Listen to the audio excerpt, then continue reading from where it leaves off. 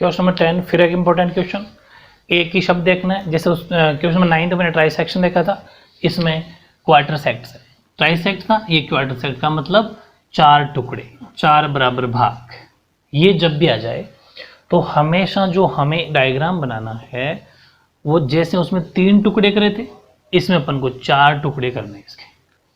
और हमें जो 2 पॉइंट दे रखे हैं, जो ए और बी हमेशा होता है, वो हमें दे रखा है -4,0 और बी दे रखा है 0,6। और इसके 4 टुकड़े करने हैं।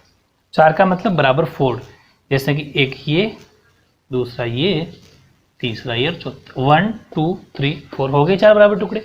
अब हमें क्या करना है कि हमें इसके पे यहाँ 3 कोई पॉइंट लेने, तो वो लाइन लिख देंगे अपन। लेट रिक्वायर्ड पॉइंट्स आर, अब जैसे ए बी है तो सी ले लेंगे, डी ले लेंगे और ई ले लेंगे। सी डी एंड ई माना अभिष्ट बिंदु, ठीक है। अभिष्ट बिंदु क्या क्या है, सी डी व ई है, ठीक है। ये अपन मान लेते हैं, सी डी ई मान लेते हैं। अब समझना बात को, वेरी इंपॉर्टेंट बात ये है कि इसको एक टेक्निक बताता हूं आपको। मैंने आपको एक क्वेश्चन नंबर 4 करवाया था, इसका मध्य बिंदु सूत्र से, मिड पॉइंट फॉर्मूले से, इसी 9.2 क्वेश्चन नंबर 4। इस क्वेश्चन को भी अपन मिड पॉइंट थ्योरम से करवाता हूं आपको। देखो कैसे, कि आप मोटा मोटी ये सोचो कि मैं अगर बात करूं पॉइंट डी की, ध्यान रखना, मैं बात करूं अगर पॉइंट डी की, point D is a mid point of A and B. ये बताओ है कि नहीं, ए और बी का मध्य बिंदु कौन है, डी। ये बात मानते हो आप, क्योंकि देख लो बिल्कुल बीचों बीच है। 1 2 3 4 5 है, 2 इधर छोड़ दो, 2 इधर छोड़ दो, तो बीचों बीच का निकल के आता है डी। बस ये एक बड़ी बात है। और ये हिंदी वाले बच्चे भी लिख देंगे कि ए व बी का मध्य बिंदु डी है। ये लाइन अगर समझ में आपके आ जाती है तो बहुत ज़्यादा इजी हो जाएगा। अब समझो मेरी बात, अपन को पता है, अपन मध्य बिंदु अगर डी मानते हैं, मिड पॉइंट को अगर डी मानते हैं, तो मिड पॉइंट फॉर्मूला जो होता है वो होता है x बराबर x1 प्लस x2 और y बराबर y1 प्लस y2 अपॉन 2, दोनों के नीचे अपॉन 2 होता है। तो यहाँ अगर अपन ए, किसी को भी मत देखना, आप सिर्फ ए बी और डी इतने से को देखना है, तो यहाँ अपन मान के चलते हैं कि ये x1 x2 y1 y2 और ये x और y। समझ पा रहे हो ना।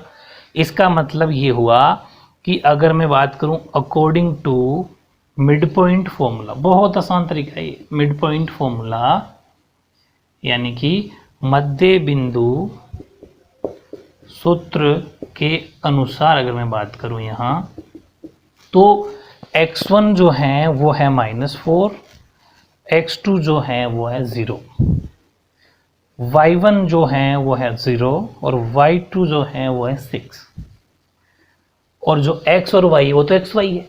अब सुनना, मिड पॉइंट थ्योरम क्या कहता है कि x बराबर तो होता है x1 प्लस x2 अपॉन 2, ठीक है। एक बार इसको निकाल लेते हैं, चलो। तो x1 कितना -4 प्लस x2 कितना 0 अपॉन 2, यहाँ कंटिन्यू चल रहा है, ठीक है।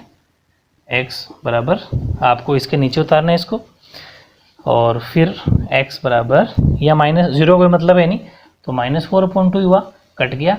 तो x की वैल्यू की कैपिटल X रखना है आपको। x की वैल्यू क्या आ गई -2, इसका मतलब a की वैल्यू यहाँ निकल के आ गई -2, x आ चुका। ऐसे कैसे अपन निकाल देंगे y, देखो आपको इसके नीचे, अब यह वाली चीज़ भी इसके नीचे उतारनी, तो y बराबर क्या हो जाएगा y1 plus y2 upon 2, capital Y बराबर y1 कितना 0 प्लस y2 6 अपॉन 2, तो y बराबर 6 अपॉन 2 यानी कि y बराबर 3। तो ये वैल्यू निकल के आ गई 3। आगे समझ में। अब फिर एक आसान तरीका एक और हो गया। एक बात बताओ, मैं एक लाइन लिखता हूँ, आप समझ जाना कि ये जो लिखी थी वही पॉइंट C, ध्यान से देखो, point C is a mid point of A and D। A व D का मध्य बिंदु C है कि नहीं। इन दोनों का मध्य बिंदु कौन है, C है। और अब हमारे पास A भी है और D भी है, क्योंकि इतनी देर D नहीं था लेकिन D आ चुका -2 और -3, तो A और D हैं। तो यहाँ पर x1 कितना -4, x2 कितना -2 क्योंकि अब आ चुका, y1 कितना 0, y2 कितना 3। समझ में आ गई।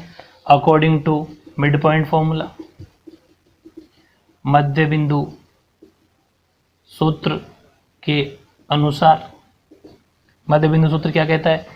अब देखो इन दोनों को जब ये माना तो अब ये हमारे लिए x और y हो जाएगा। समझ पा रहे हो, ये हमारे लिए x और y हो जाएगा। आप चाहो तो सब के लिए अलग अलग डायग्राम भी बना सकते हो, वैसे कोई जरूरत नहीं है, बस एक डायग्राम बना दोगे तो वो भी बहुत है। समझ पा रहे हो आप। अब ये x और y हो जाएगा, सिर्फ a और d देखेंगे पर। तो x बराबर फॉर्मूला आता है x1 प्लस x2/2। तो x बराबर x1 कितना -4, x2 कितना -2, लेकिन बीच में तो प्लस ही है तो एक बार ये अपन ऐसा ब्रैकेट लगाएंगे क्योंकि जब दो माइनस प्लस हो तो ब्रैकेट लगाना जरूरी है। -4 माइनस प्लस -/2, तो x बराबर -6/2, क्योंकि माइनस माइनस जुड़ जाएंगे लेकिन साइन तो अपने रखेंगे, तो x की वैल्यू आ गई -3। ठीक है।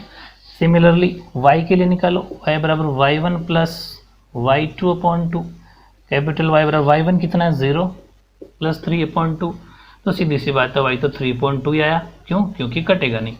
y 0 3.2 और यहाँ x आया -3। ओके, तो इसके कोऑर्डिनेट कितने निकल के आगे -3,3.2। समझ पा रहे हो। ये मैं जानबूझ के यहाँ लिख रहा हूँ, एग्जाम में आपको लिखने की जरूरत नहीं है, अभी ये समझने के लिए अच्छा रहेगा इसलिए। अब सिमिलरली इसी तरह मैं एक लाइन और लिख रहा हूँ, फिर आप समझना। मैं एक बात कह रहा हूँ, E is a mid point of points D and B, E D व B का मध्य बिंदु है। मानते हो इस बात को? इधर देख लो भले D और E का मिड पॉइंट कौन है, ये। तो हमारे लिए अब ये x और y हो जाएगा, इधर ये x1 हो जाएगा। x1 कितना, किसी को नहीं देखना, D और B को देखना, E को देखना है। x1 कौन है -2, x2 कौन है 0, y1 कौन है 3, y2 कौन है 6। फिर वो same theory according to mid point formula, मध्य बिंदु सूत्र के अनुसार। ठीक है। और वो मध्य बिंदु सूत्र में क्या कहता है, x बराबर x1 प्लस x2/2। ठीक है। x1 कितना, x1 -2 प्लस x2 कितना 0/2, तो x की वैल्यू क्या आ जाएगी -2/2, तो x की वैल्यू आ गई -1।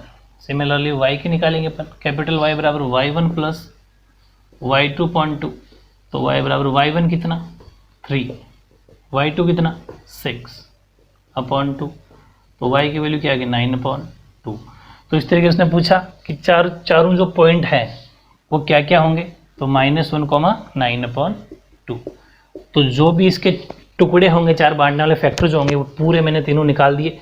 आप चाहो लिख देना देयरफॉर द पॉइंट्स आर। ठीक है, देयरफॉर लिख देंगे अपन। चलो, देयरफॉर द रिक्वायर्ड